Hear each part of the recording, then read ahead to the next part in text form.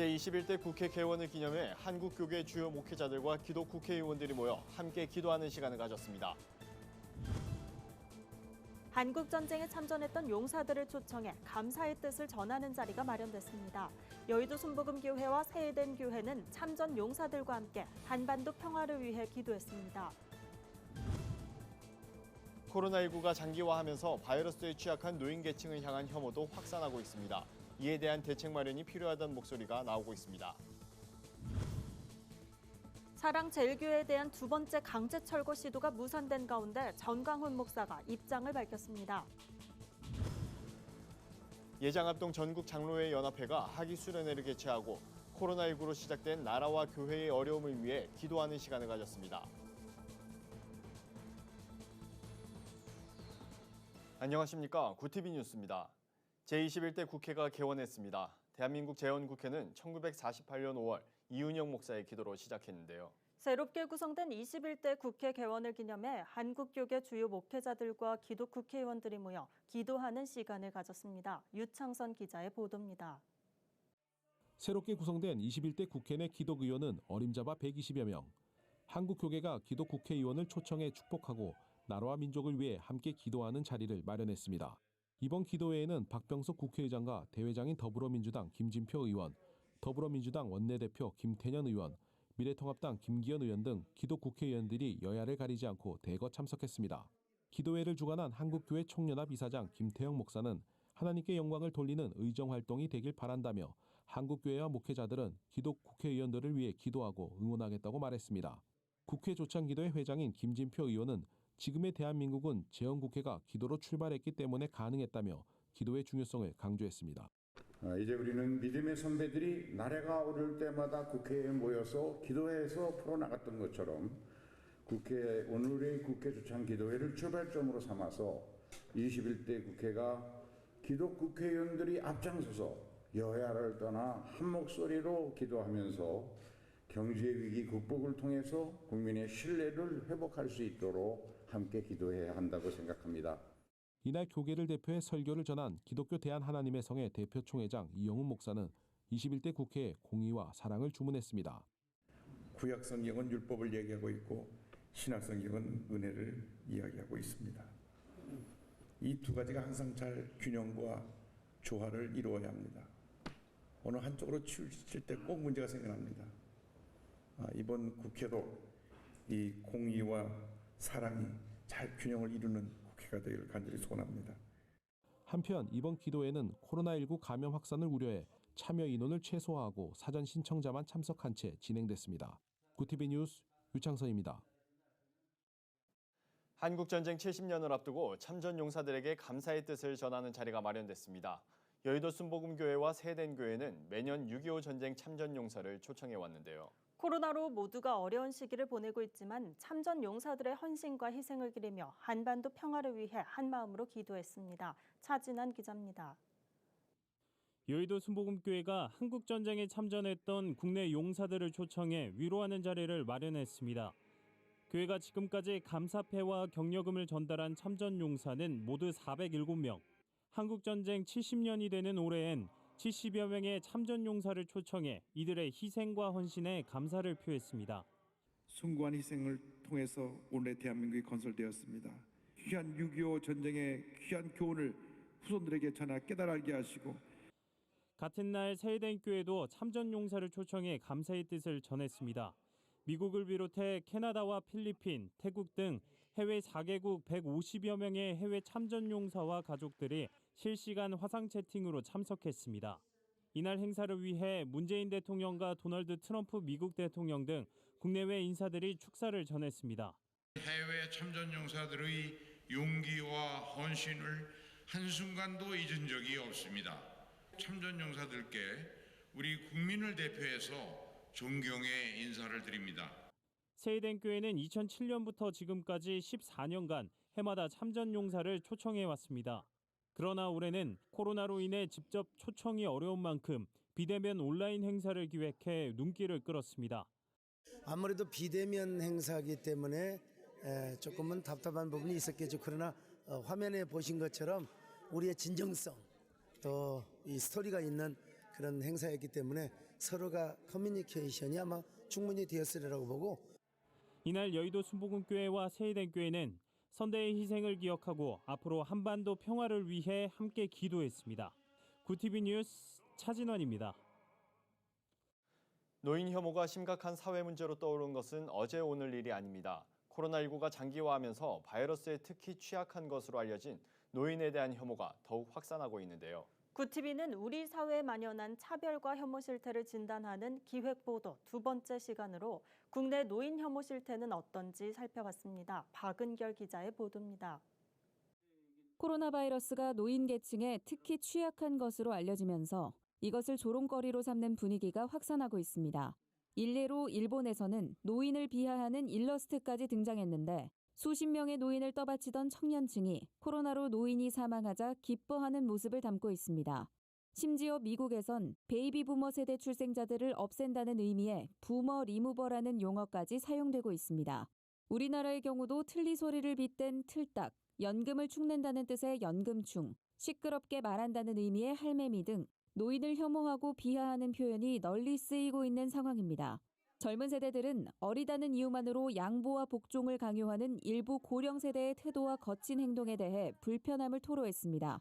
급속한 고령화의 진행으로 청년들의 노인 복지 비용에 대한 부담이 커진 점도 노인 혐오가 확산하는 데 영향을 끼쳤다고 이야기합니다. 노인 보호자석 그런 것도 아니었는데 약간 바로 제 앞에 와가지고 비키라는 듯이 눈치 주시고 완전 기침 이렇게 하시고 그런 거 보면 좀 불편할 때가 있어요. 양보를 당연하게 생각하시고 밀치는 경향이 있고 고령화 시대로 되게 어르신들이 많아지고 있는데 젊은이들이 좀 부담을 받는다는 건 사실인 것 같습니다. 전문가들은 노인 혐오의 확산을 막기 위해선 세대 간 경험에서 오는 차이들을 존중하고 노인들의 현실적인 필요에 귀 기울일 필요가 있다고 말합니다. 문화 자체가 젊은 세대들 중심으로 편제되어 있기 때문에 대화나 문화적인 어떤 만남들을 통해서 기성세대들, 특히 노년층들이 가지고 있는 경험들과 생각들을 이해하고 또 함께 대화하면서 서로를 이해하면서 만들어 나가야 노인들의 일에 자기들이 가지고 있는 여러 가지 재능이나 탤런트를 활용할 수 있는 그런 일거리들이 오히려 더 필요한데 현실적 필요에 대해서 우리가 좀 더 민감하게 반응할 필요가 있는 거예요. 이와 관련해 한국교회가 앞장서서 실질적인 대안을 마련해야 한다는 의견도 나옵니다. 예를 든다면 반찬을 만든다거나 또는 노인들이 바리스타로 알바를 할 수 있는 자리를 제공한다거나 교회는 이러한 모든 인력풀을 가지고 있기 때문에 이 일에 한국교회가 관심을 가져주게 되면 아마 이게 이제 큰 대안이 되지 않을까. 세대 간 소통의 장을 확대하고 뿌리 깊은 혐오와 차별을 해소하기 위해 한국교회의 적극적인 노력이 필요해 보입니다. 구TV 뉴스 박은결입니다. 한국기독교총연합회 대표회장 직무정지 이후 모습을 드러내지 않던 사랑제일교회 전광훈 목사가 기자회견을 열고 사랑제일교회 강제 철거에 대한 입장을 밝혔습니다. 전광훈 목사는 조합원 측은 교회에 토지와 건물 보상비 84억 원을 받고 나가라고 하면서 교회 땅을 다른 곳에 270억에 팔아넘기려는 사기극을 행하고 있는데도 교회가 이기주의를 추구하는 것처럼 선동하고 있다며 교회를 없애려 하지 말고 서울시 조례대로 종교부지 협상을 할 것을 요구했습니다. 이어 사랑제일교회 변호인단은 22일 명도소송 강제 집행과 관련해 고소 방침을 밝혔습니다. 한편 재개발조합 측은 사랑제일교회는 서울시가 감정한 보상금 82억 원의 7배에 달하는 563억 원을 요구하면서 버티고 있다며 교회 건물을 비워달라고 요구하고 있습니다. 대한예수교장로회 합동총회 제49회 전국장로회 연합회가 학위수련회를 개최했습니다. 합동교단에 속한 4천여 명의 장로들은 부르심이 합당한 장로가 되자란 주제를 되새기며 한마음으로 기도했습니다. 전국장로회 연합회 강대호 회장은 세계적으로 교회가 어려움을 겪는 가운데 하나님의 음성을 듣고 기도하는 수련회가 되길 소망한다며 국난이 극복되고 교회가 회복될 수 있도록 하나님께 부르짖자고 말했습니다. 기도가 방법이다란 주제로 말씀을 전한 합동 김종준 총회장은 코로나19를 종식시킬 수 있는 건 오직 하나님뿐이라며 이 자리에 모인 장로와 권사들이 합심으로 기도해야 할 때라고 강조했습니다. 한국장로회 총연합회 김종현 대표회장은 축사에서 올해부터 한장총이 구TV와 함께 교회의 선한 사역들을 소개하는 데 협력하기로 했다며 우리 모두가 미디어 선교사가 돼 적극적으로 복음의 빛을 발하는 역할을 감당해야 한다고 전했습니다.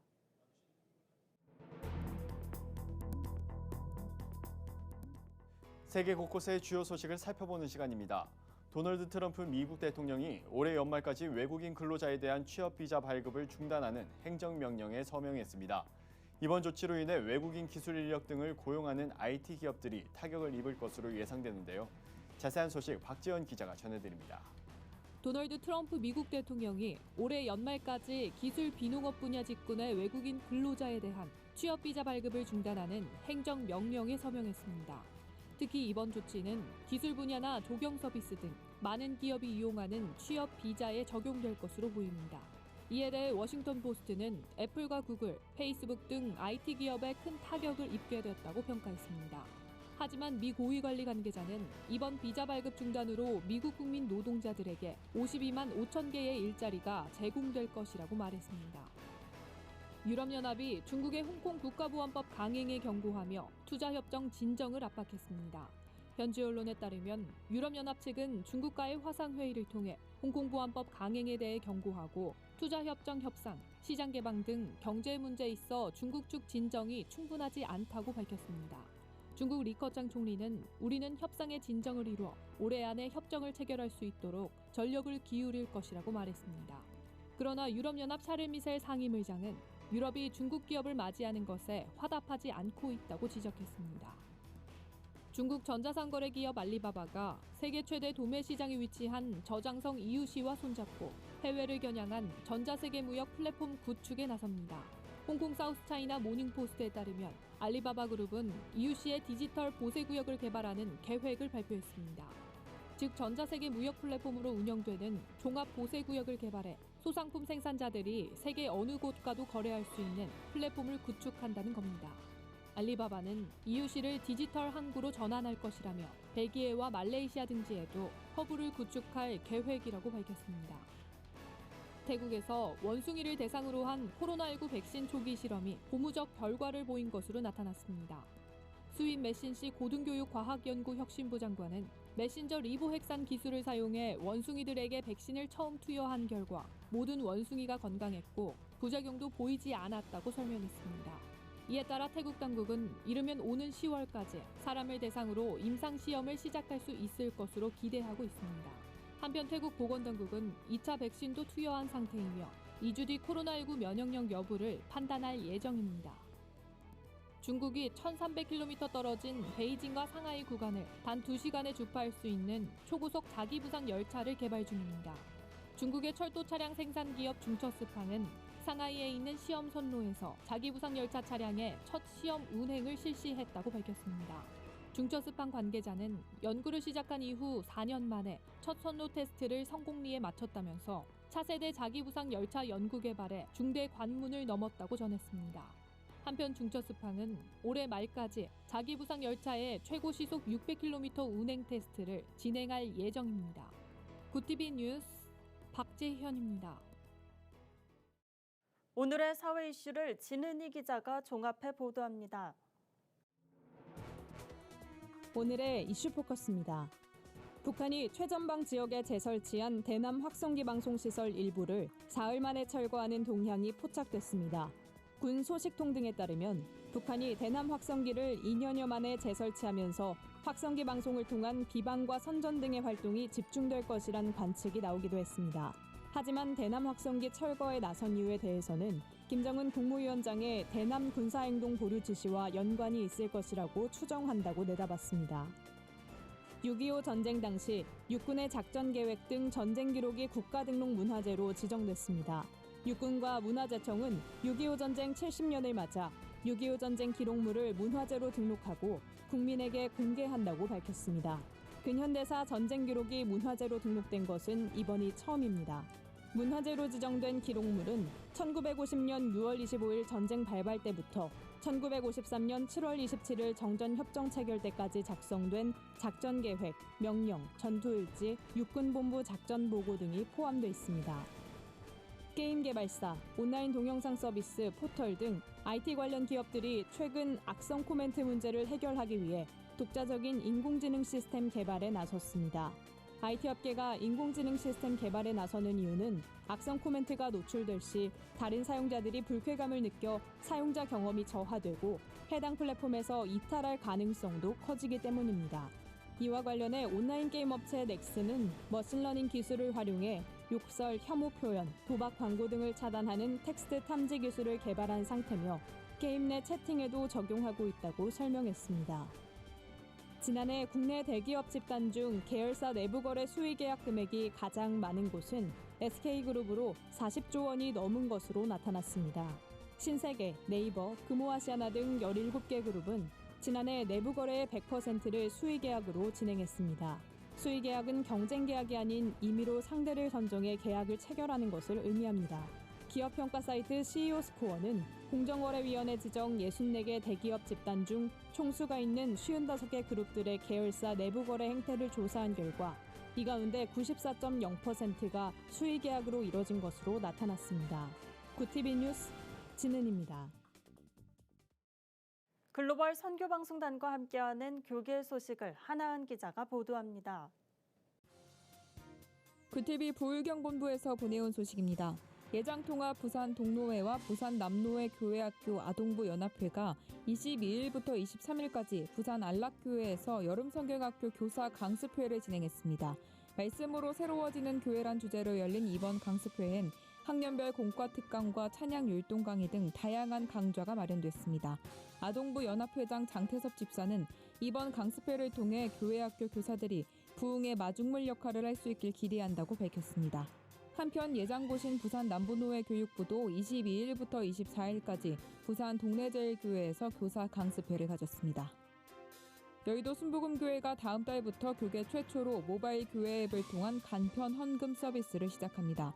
여의도 순복음교회는 하렉스 인포텍과 업무 협약을 하고 기존 교회 앱에서 간편하게 헌금할 수 있는 서비스를 7월부터 제공한다고 밝혔습니다. 하렉스 인포텍은 코로나19 확산을 계기로 온라인 예배가 진행되면서 편리하게 헌금할 수 있는 서비스가 도입된 것이라며 헌금 외에도 바코드나 QR코드를 활용해 서점, 커피숍 등 교회 내부 시설 이용도 가능하다고 말했습니다. 한국교회 본질회복운동본부가 세계종교 통합을 규탄하는 성명서를 발표했습니다. 본부는 성명서에서 세계종교 통합을 지향하는 세계교회 협의회와 세계복음주의연맹에 속한 교단은 탈퇴해야 할 것을 촉구했습니다. 이어 국내외적으로 반기독교적 행위가 만연한 가운데 차별금지법 발의를 철회해야 한다고 주장했습니다. 구티비 뉴스 하나은입니다. 70년 전 전쟁의 참혹함을 온몸으로 이겨낸 참전용사들을 위로하는 자리가 마련됐습니다. 아직까지 고향으로 돌아오지 못한 참전용사들도 12만 명이 넘는다고 하는데요. 남북 간 긴장 국면이 이어지고 있는 상황이지만 나라를 위해 희생한 이들의 헌신은 결코 잊지 말아야겠습니다. 이상으로 뉴스를 마칩니다. 오늘도 함께해 주신 여러분 고맙습니다.